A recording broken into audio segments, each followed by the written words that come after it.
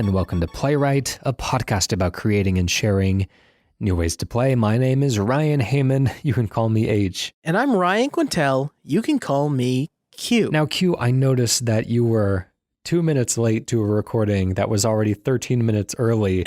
Normally, I wouldn't bring this kind of thing up, but frankly, this is getting to be a pattern of you being late for being early, and we really need to have this conversation. The truth is, I was working on a modern masterpiece, box art, for a fictional video game. The currency we deal in here at Playwright. Is it one of ours? It is not, but it was too irresistible because this joke was made in the Discord that I'm on called Scone Squad, which is a long story. I won't get into it. You're also on the Discord. I just posted it in that, but I'm going to send it to you directly. And even though it's a sight gag, if you could just kind of describe what you're seeing here for the podcast listener at home, I really think that they'll delight in this box art. What I'm looking at is a Thomas Leo Clancy, the video game. That's right. So it seems to feature a picture of a soldier overlaid onto the, St. Peter's Basilica in, what is the name of that building? The Tetris Towers in Russia. That's it. The Tetris Towers, yeah. Oh, man. Oh, this really tickled me. What is it rated? It's rated T for Tom Clancy. That's right. Oh, I'm sorry. I really just, every once in a while, I tickle myself with something like this. So today is one of those examples. I apologize, listeners. You can't see it. You know what we'll do? I'll put it up on our site so you can see it along with this episode's post, because this deserves to be seen. I think this is a work of art. So if you were particularly intrigued by my just really spot on description of this image on a completely audio medium, then you can go over to playwrightcast.com.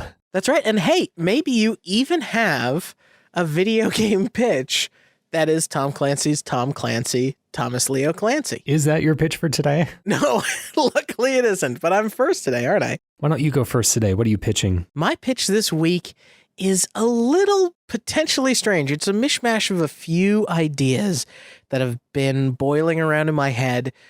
So I've been thinking about the game Dante's Inferno. I've been thinking of the real Dante's Inferno. I think you're the only one in the world that's been thinking of the game Dante's Inferno.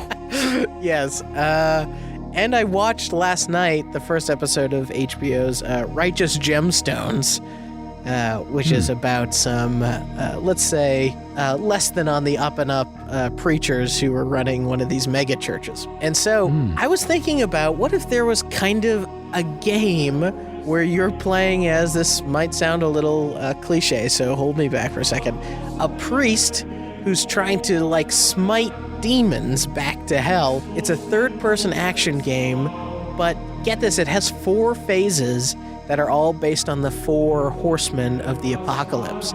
So first, the game, you have to free captive people, and that is, of course, in order to battle conquest. Maybe these are like Dark Soulsian-like bosses. Then you command the people that you free to fight with you, and that's the war section of the game. Then you have to keep the army alive and fed and do base building during famine, and then go into wave-based survival mode for plague. All right, very interesting. Let's go ahead and start the clock there.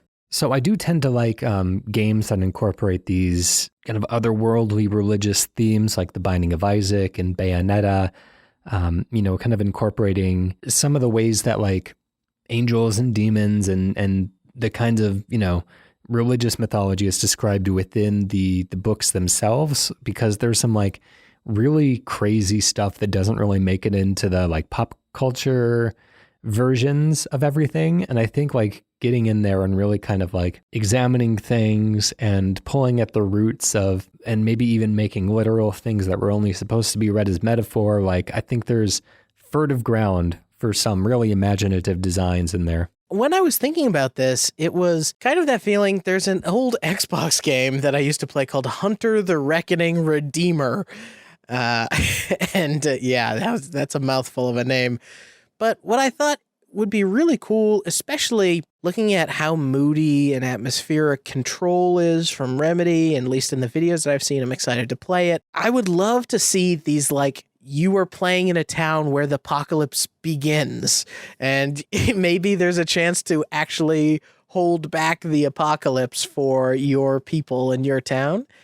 And how that manifests gameplay wise could be really interesting to me. So are you creating a bastion from the apocalypse as it happens to the rest of the world, or are you trying to prevent it from happening at all, and like your town is just kind of like the seed point? Yeah, I think you could go in the direction of maybe you don't have control over stopping it, and you are just trying to keep your people alive throughout it. But I also like the idea of, hey, if you can actually stop this thing in its tracks, you have a chance to sort of quell the actual apocalypse. And doing so means that you need to obviously like make it through all of those sort of trials that ensue. But could you imagine, like, I would be shocked if this hasn't been done, but a video game set piece where it truly is raining blood from the skies, or there's, a horde physics to do an entire host of toads hitting the ground during plague. Yeah, it's kind of funny, like following the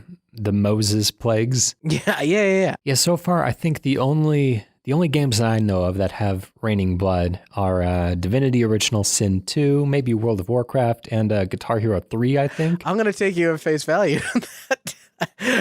So personally for me, I think actually the aspects that I'm most interested in is kind of before the big calamities kick off, the more kind of like day-to-day but still supernatural elements of your priestly work, like insofar as like, a gamified version of The Exorcist or something on that level, where you're called in to do something in a modern world that doesn't believe in you or the religion that you profess.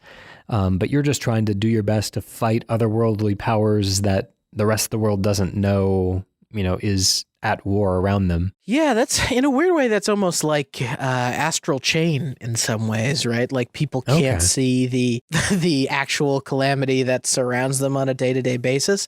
I like the idea of playing with that and you being like actually the first person to know that the real apocalypse is coming and having to face that. Like, how many times has the doomsday clock been struck by people of religion and that sort of thing? And for you to actually get the signs and to actually be the one and having to do the like boy who cried wolf sort of shtick is kind of an interesting thing. I don't know how it manifests gameplay wise other than preaching in conversations and getting up on soapboxes and all that kind of thing, but it could be cool. Yeah, well, I think that creates interesting opportunities for branching gameplay paths, whether or not your townsfolk believe you and trust you as a leader within the community, because presumably if you're starting off kind of in 21st century world, probably the local priest isn't like, they're probably like respected in the way that you respect like elders in any kind of like community service type of role, but they're not like, leaders necessarily. Right. But when things start to get supernatural and weird, then a lot more people kind of like seek out the wisdom of the church, and, people are more kind of on board for that kind of thing. And so depending on like how you interact with the people in the community and depending on some of the choices that you've made, whether you've cut corners and whether you've maintained kind of a good public image, it could cause people to either kind of trust what you're saying and support you and your mission, or to abandon you or turn against you or blame you for everything that's happening. That's interesting. So maybe that could affect a later phase of the game of how many people are willing to sort of follow you into war. I do like we have more actually when we started the show than now, but we've talked about so many times on the show games where you're playing with genres and you're doing that sort of near automata, sort of shifting back and forth in perspectives and gameplay styles. And I love the idea of going through, freeing captive or like conquest is about conquer, right? So like conquering your flock and gaining the influence, and then war is using the influenced people to fight the war for you, and famine is going and shoring them up and upgrading. And so like upgrading and stuff doesn't even show up till phase 3 or something of the game. And I love the idea of powers being like, your typical D&D like sort of stuff of like smite, but like what if an exorcism was a power and you could exorcise demons out of things, and all those kind of fancy spells, and they have increasingly insane effects. Maybe there are some that are more flashy than others. Things like, again, pulling from like biblical texts, a pillar of fire coming from the sky, or pulling from Catholic tradition, like holy water and stuff like that. Like some of them would make quite a ruckus if you were to actually invoke them. They'd be very powerful, but like they might frighten people. And so you really have to, even though you are using, holy powers and not evil powers, you really have to gauge the importance of every time you use your magic, and the people that are around you, how it's going to affect the situation. That's interesting. And one of the things that could be cool about that as well is the idea of if one of the phases of the game was very overhead FPS sort of thing happening, then you could actually do something where you have your StarCraft-like workers where you are blessing priests. You're like putting people into the priesthood, blessing them, and turning them into people who can like create holy water for you. So you're like having to maintain holy water reserves to fight off evil. Yeah, it's funny having to manage blessing certain objects. I don't really know the process for that. I actually have a friend who is studying to become a Catholic priest, and so it's really interesting to like talk to him and like everything that he's learning and going through, and kind of like I get to throw a lot of my like, hey, this is something I picked up from television. How real is it?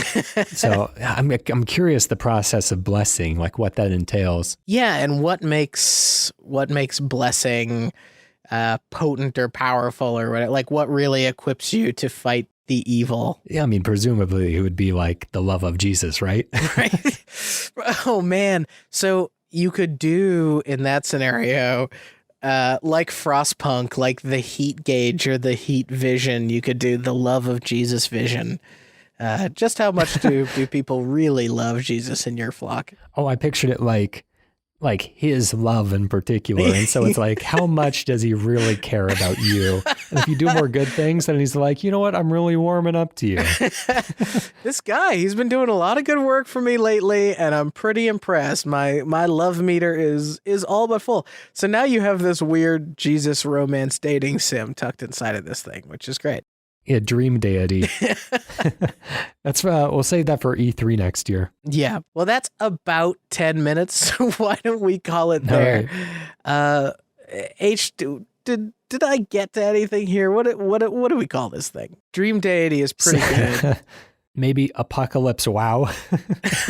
With like the WoW in bubble letters, like a late 95 screensaver disc. Oh, perfect. I don't necessarily have any objections to that. I like Apocalypse WoW. Why don't we go for it for now? Okay.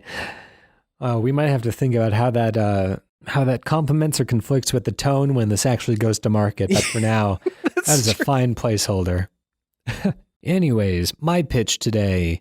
This is actually the first pitch that is made from the offices of one of the big three. I am recording from Microsoft in the Xbox division today. Whoa. So yeah, I just moved house and my internet is not set up at home, so I decided to do one from work. Thank God this is nonprofit, because we could really get hoolied by Microsoft for doing this. Yeah, Major Nelson's going to come up and be like, I'm the only one who does podcasts around these parts of dueling pistols at dawn. And of course, when you say Major Nelson, we all know that his official name and title is Larry Erb, Xbox Live's Major Nelson.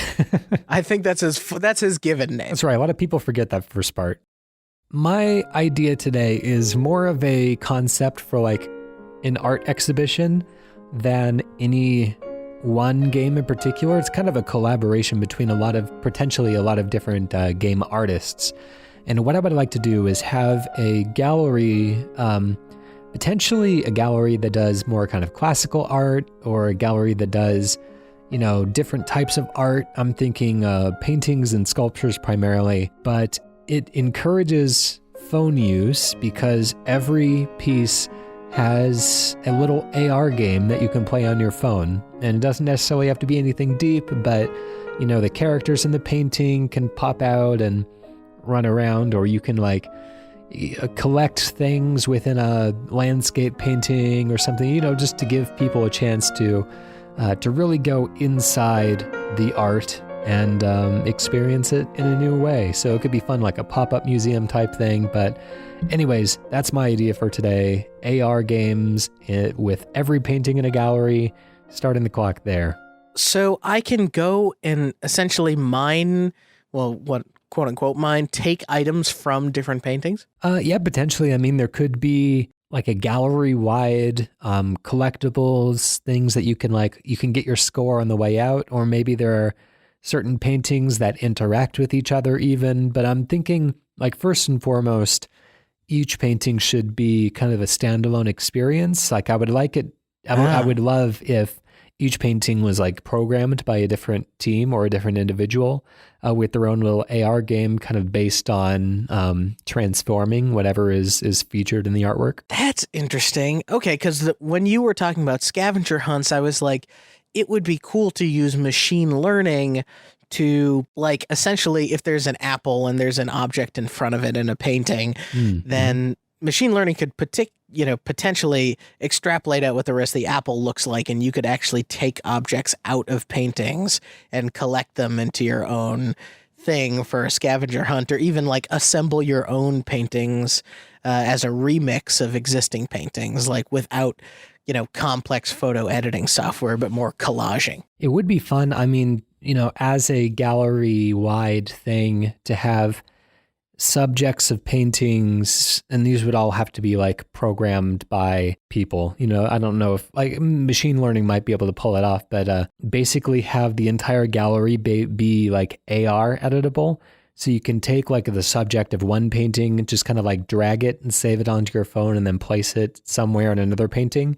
And so as people are walking around and looking through their phones at these paintings, they see where somebody moved the Venus de Milo character into onto the back of a ship in another painting. And I think that sounds like a lot of fun as well, and kind of make it a Minecraft Earth type thing that's very collaborative and has a bit of that kind of naughty graffiti aspect to it. There is something to, I feel like books and movies have dealt in this so long, but it makes me think of the game Edith Finch, where you are kind of going through a house and you're entering into these vignettes, and each of the vignettes are their own little gameplay pieces. And, I think that if you take something like the Mona Lisa, maybe there's just a good story to that, or there's getting to have a conversation with this person. I think we've all wanted to know at some point, well,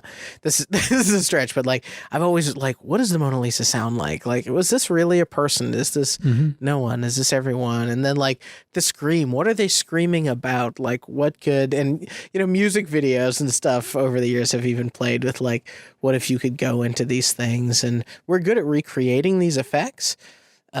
Starry Night is a space shooter, potentially, a side-scrolling shoot 'em up or something.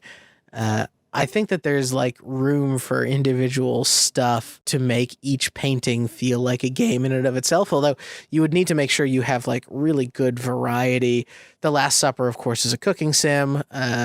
Is so what sort of individual experiences could be crafted up? That's something I was thinking about that I'm still having a hard time kind of wrapping my mind around, whether I want, because I want to keep this AR. I don't want paintings to just be a trigger to take me into a separate experience. I still want whatever's happening to remain within the frame of the painting, but I don't know if I need to keep all of the subjects in frame there, or whether just within the frame of the painting, I'm okay opening up a whole other world that, the camera can kind of swoop around and give you different views and different angles and move to different rooms and stuff, as long as the frame is still like your porthole into that world. Yeah, I think one of the difficulties with AR, if you were going to do any sort of, can you find this hidden thing, is in reality, you're also dealing with the fact that the person can kind of look up at the painting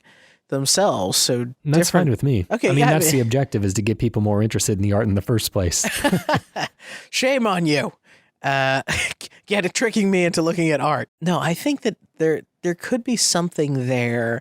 There's a there. I wonder if, the same way I guess it's boring to say make it like a tour type of experience, but I would love a narrator to be able to an educated narrator to be able to zero in on different details and talk to me through them and that sort of thing. I think that would be neat. I think these could even be very simple interactions that you have with each of the paintings. Like in The Last Supper, think of them like more of like a Monty Python animation, where maybe as you kind of tap each of the characters, they fall backwards in their chair, they make a silly little scream, and they have their stinky feet up in the air because they've fallen backwards in their chairs.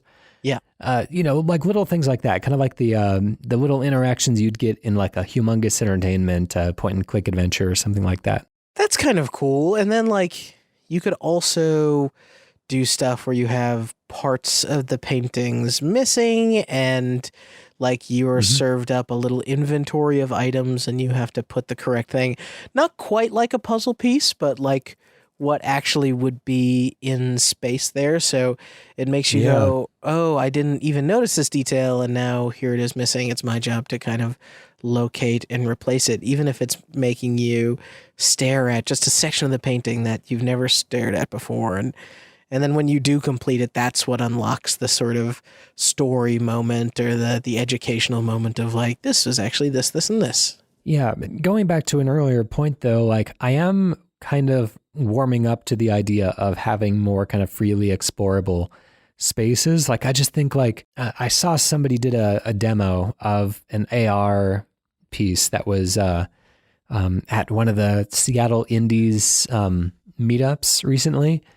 And they had just a flat illustration and an AR version of that. They just recreated the illustration in 3D, and you could interact with it in all sorts of different ways. And you can, it was very complex. It was like a village or like a boat or something like that. And so you can kind of look in all the windows and move things around to expose kind of like a puzzle like you would see in Samarost or Nog or something like that. That's just, it's just kind of taking apart a puzzle box. And so, I really want each of these paintings to feel alive and to feel they are interactable in a way that they've never been before. It could be really cool to just use them as almost an interactive coloring book in a way too, right? Where you say to someone, hey, here's different colors of material that would have been available at the time that this piece was painted. Why don't you change one of their robes to silk by dragging on color swatches and things like that?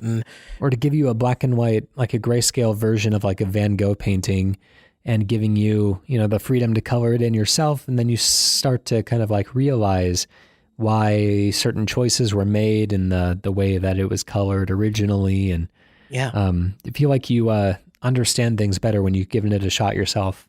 All right, let's call it there. All right. All right, we have an interactive art exhibit. What are we going to call this thing? I mean, I feel like in real life, if real museum curators were putting this together, would be something kind of cheesy, like Art Unframed or something like that. If we could, you know what? This is kind of funny. If we just called it ART. Oh, God. Because it's all in AR. So lowercase t, capital AR, yeah? Or AR-T or something. I don't know what the best way to communicate that You got to do a capital AR, lowercase t. It's the opposite of the lowercase I, capital everything else. Yeah, I think it's cheesy but succinct and to the point. This is going to be a weird episode title. All right. All right. Q, would you be kind enough to find us a community pitch for the day? I keep seeing those notifications come in and makes me very happy. I know. It's really wonderful. I will preface this by saying, shout out to our community. You guys are amazing.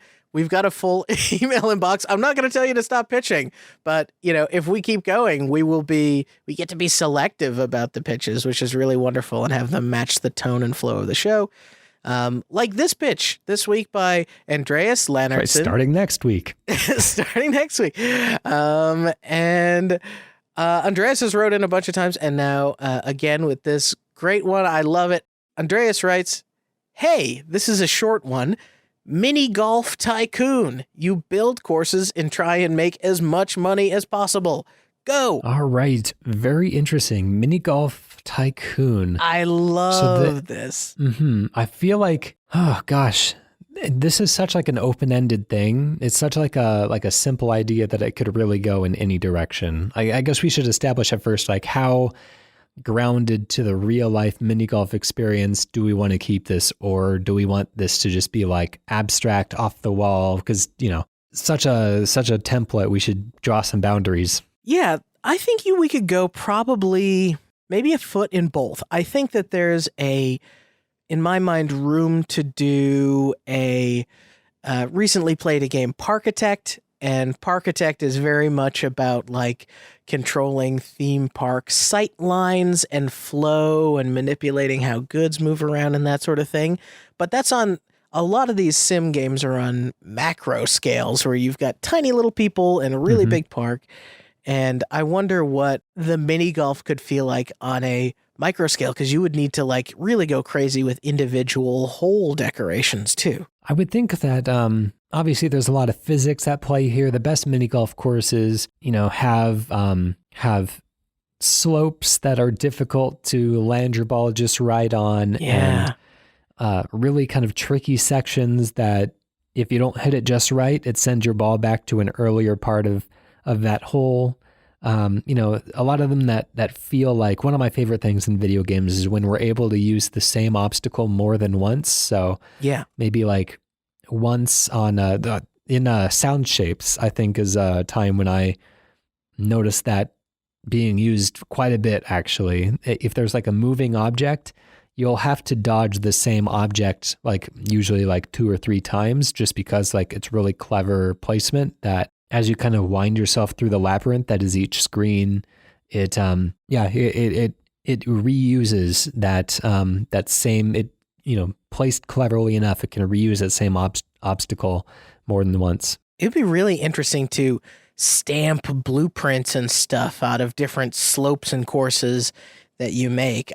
For whatever reason in my mind, I think it would be fun to have one of these games where the unique thing potentially about a mini golf set is you were trying to not only just balance, a ride has how much it costs and how fun it is and the like thrill level in Parkitect. In mini golf, you kind of want to hit the right balance of difficulty. You want something to remain difficult for it to be fun, but just enough difficult, not too difficult, unless you're trying to build like the Dark Souls of mini golf courses, which I don't know if is anybody's goal, but some sadistic money grabbing company somewhere is doing that. But also like the idea of if you have 18, maybe you have to upgrade into 18 different holes and you start off with 9 holes and you like slowly unlock the additional 9, but you have to balance like keeping them all fresh too, to keep customers returning. So like, as you have one designed and kind of locked in, you can kind of reach peak performance with it, but it'll start to taper off over time as people learn the hole. Then you'll need to be adjusting it to make it more and more difficult, or you'll need to be swapping out elements to keep people excited with it. And so you almost, if you keep unlocking the different or additional holes, maybe you can even do a 200-hole course, really go beyond the realm of imagination there. Then you can, in my imagination, maxes out at 200. then you can have a mechanic where you're trying to keep each individual hole fresh and in rotation and most people flowing through it, because you also want like rate of play. You don't want too many people gathered up at a hole. Well, that's the thing. If we're framing this like a tycoon game where you're funneling virtual customers through a course, then that would be approached very differently than if we were thinking about this like a mini golf hole creator, in the same sense that like a Tony Hawk's Pro Skater Park creator mode that is intended for player use. Because, whereas something like Roller Coaster Tycoon makes sense that it's just virtual people going through, because like riding virtual roller coasters is fine, but it's not, meaty enough to make a whole game out of. But like something like golf is interactive by nature and has game-like elements. And I think like in a Mario Maker kind of way, like I would love to run through people's courses and see all the kind of like wild and batty stuff that they make. That's a great idea.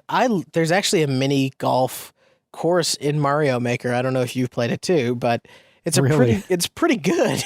And it involves mostly turtle shells dropping from a pipe continuously, and you having to really just fire them off at the exact right moment, which is a little bit uninteresting for mini golf. But the idea of you're building the Tony Hawk level of mini golf courses, and you could share it with the community. So you can do the Mario-esque runs of like, I want to play 18 holes. I want to play 36 holes or something like that. And you'll just get people's random mini golf courses. Mm-hmm. So all you really have to do is design a really great one single mini golf hole of mini golf. And then you could potentially have a unit of value there. Now, I would love if you can use tools like pipes and place them in similar ways that you could like roller coaster tracks in a Roller Coaster Tycoon game, make them all kind of like twisty and turny. And so if somebody wants the one that points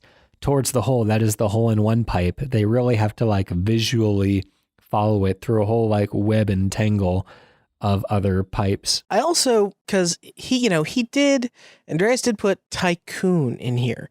So I think that there is, if we do still do the mini golf maker aspect of it, how could we have you potentially earning currency for people playing your levels and using it to upgrade or create new types of courses? Like, could it be something where if you set a particular par and people generally hit par, like the percentage of people that make par is an indication of you have made a quality hole? I don't want to discourage people from making challenge courses though, and I also don't want to discourage younger kids who aren't very good at making courses. I don't want to like lock things off necessarily from people. Yeah. Which I think Mario Maker 2 does a really good job of not locking things away from people that are interested in playing. Maybe every time you rate a hole, or when you're done playing a hole, you can rate it and choose like a little,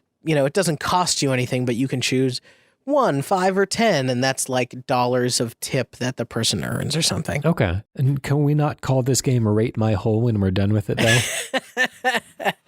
It's perfect.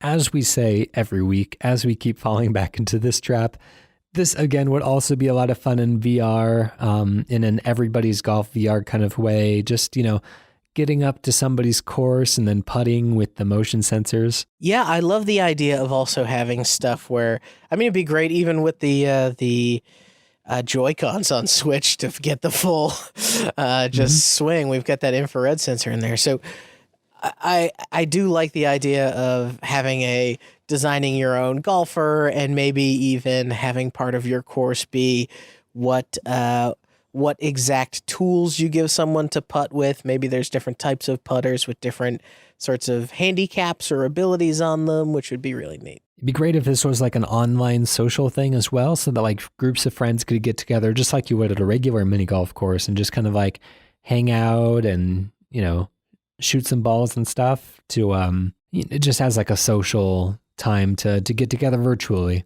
Why don't we call it there? And unintentionally, you may have given a great name, which is just balls and stuff. I don't know if I'm feeling that one just yet. All right, fair enough. I would submit maybe something like Mini Golf Maker or something like that, since we've taken it in kind of the makery direction. Let's see if there has to be. There's so many good golf words. I really kind of want to work one of them in here. Job of the putt is nothing.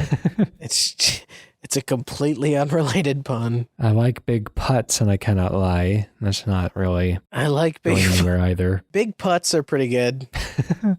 That's not bad, actually. That sounds like the name of a mini golf course. Big putts mini golf. That tickles me a bit. I like that. All right, we'll call it big putts. Okay. Well, I do like big putts. That can be a box quote. I do like big putts, and I cannot lie. I am incapable of lying. That's right. All right. Well, that was submitted by our community. If you would like to submit a pitch of your own, you can do it by tweeting us at PlaywrightCast. You can go to playwrightcast.com/pitch, or you can email us, playwrightcast@gmail.com. Special thank you to Protodome for the use of our theme song, Hello World, off the album Blue Noise. And hey, if you get a chance, why don't you head over to Patreon and go support the Cane and Rinse Network? Your money goes to keeping people out of poverty. That's not true. Well, it kind of is true. It goes to a good cause of supporting content that you love, like the Cane and Rinse video game podcast, and of course the Sausage Factory, and of course Sound of Play. How could we forget? The whole family is here and making you great stuff. And by the way, you don't have to give $1 million. $1 a month, $5 a month, it all goes a really long way, and it helps keep the shows on the air. We got a lot of questions. Do I have to give $1 million? And we would always say that, like, you don't have to. I mean, obviously, yeah. I mean, with the amount of podcasts that we put out there, it's a little insulting to receive anything less than $1 million. But like, we understand that not all of our listeners are Jeff Bezos. Only one of our listeners, one of our fervent listeners, is Jeff Bezos. So yeah, it's totally fine if you just want to give a paltry 30,000 or something like that. We accept it gladly. I mean, I think that's a good introductory amount. It's going to cover, only part of my salary, and certainly a microscopic fraction of H's. And I mean, travel every week, recording in England, like it really adds up. It's nuts. In fact, it's really messed up. The last 2 years have messed up my sleep schedule. I'm not going to lie to you. Okay, why don't I take us out with a pitch, and you know exactly what it's going to be. Okay. The mini pitch to leave you on this week is for the Xbox One. Tom Clancy's Tom Clancy, Tom Leo Clancy. Rated T for Tom Clancy. Well, I'll walk down the hall and make sure that the Xbox team gets right on that. Thank you. Finally, a messenger. We'll see you next week, everyone. Bye.